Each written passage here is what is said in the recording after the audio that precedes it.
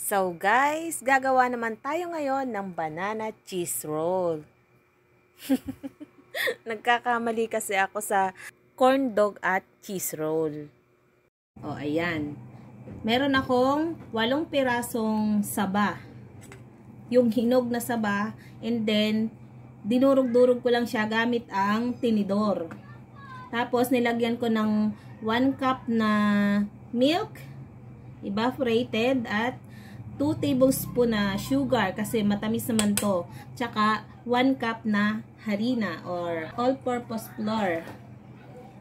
So meron tayo ditong breadcrumbs, itlog, at tsaka cheese. Ganito lang ang ating gagawin. So kukuha tayo ng saging and then ipaplat natin. So yung kamay ko ay may oil. And then ilalagay natin ito sa gitna. Parang oblong. Yan, ganyan. So, pag nabilog na natin ganyan, actually, oblong to. Tapos, meron tayong egg dito. Ididip naman natin sa egg.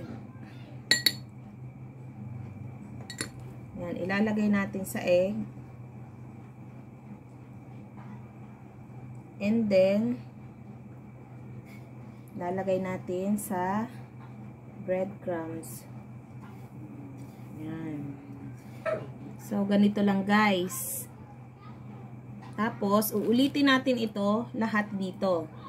Nakagawa lang ako ng 6 na piraso kasi malalaki yung gawa ko.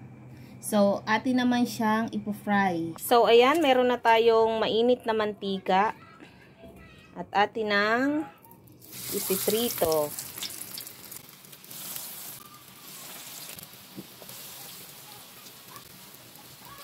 Tama na muna yung 4 na piraso.